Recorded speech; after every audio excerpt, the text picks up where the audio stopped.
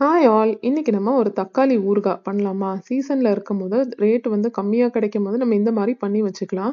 அதுக்கு ஃபர்ஸ்ட்டு நல்ல பழுத்த நாட்டு தக்காளியா பார்த்து வாங்கிட்டு, நல்லா இந்த மாரி கிளீன் பண்ணி நான் இன்னைக்கு ஒரு 1 கேஜி எடுத்திருக்கேன். அது வந்து நல்ல ஈரமே இல்லாம நம்ம டவல் போட்டு நல்லா தொடச்சு காய வச்சிடலாம். இதுக்கு ஃபர்ஸ்ட்டு ஒரு 50லேருந்து 75 கிராம் வரைக்கும் நம்ம புளி எடுத்துக்கலாம். நம்மளோட புளிப்புக்கு ஏத்தா மாரி.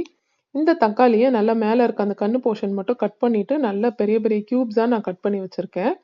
ஒரு கடாயில ஃபர்ஸ்ட்டு வந்து ஒரு 2 டீஸ்பூன் கடுகு, அதுக்கப்புறம் இது பொரியவும் ஒரு 1 டீஸ்பூன் அளவுக்கு வெந்தயம். 2யும் நல்ல பொன் முறுவலா கருகாம நம்ம வறுத்து இந்த மாரி நல்ல ஒரு கோல்டன் கலர் ஆகவும், இத வந்து நல்ல ஒரு ஃபைன் பவுடரா நம்ம அரைச்சு எடுத்துட்டு வந்துரலாம். இப்போ ஒரு 100 எம்எல் நல்லெண்ணெயில நல்லா கொதிக்க வச்சுட்டு, இந்த கட் பண்ணி வச்சிருக்க தக்காளிய உள்ள போட்டு நல்லா ஸ்மாஷ் ஆற அளவுக்கு நம்ம வந்து ஃபர்ஸ்ட்டு குக் பண்ணிக்க போறோம்.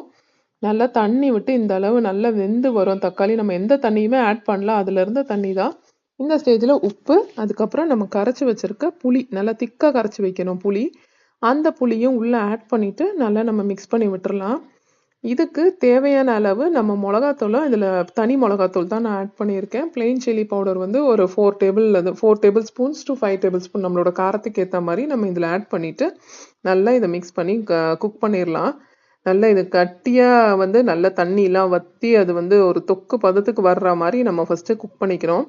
இது நம்ம வந்து இந்த அளவு நல்ல தொக்கு பதத்துக்கு வந்ததுக்கு அப்புறமா ஆற விட்டுட்டு நம்ம மிக்ஸியில கிரைண்ட் பண்ணிக்கலாம். அதுக்கு முதல்ல இந்த பவுடர் நம்ம ரெடி பண்ணியிருக்கோம் இல்லையா? அந்த பவுடரும் நம்ம ஃபைன் பவுடரா நம்ம வந்து பண்ணி எடுத்துட்டு வந்துரலாம்.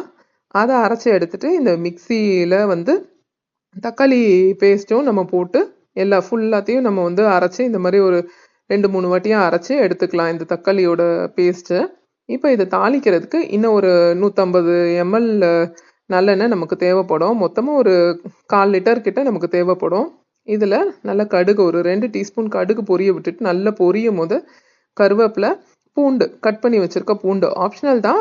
விருப்பம் இருந்தா ஆட் பண்ணிக்கலாம். பூண்டு ஆட் பண்ணிட்டு கொஞ்சம் பெருங்காயம் நல்லா போட்டுட்டு நம்ம வந்து அரைச்சு வச்சிருக்க தக்காளி பேஸ்ட்டை வந்து இதில் ஆட் பண்ணிக்கலாம். நம்ம அரைச்ச எல்லா தக்காளி பேஸ்ட்டையும் இதில் ஆட் பண்ணி நல்லா மிக்ஸ் பண்ணிக்கலாம். அந்த நல்லெண்ணெயில் வந்து நல்லா பொரியணும் அந்த பேஸ்ட்டு.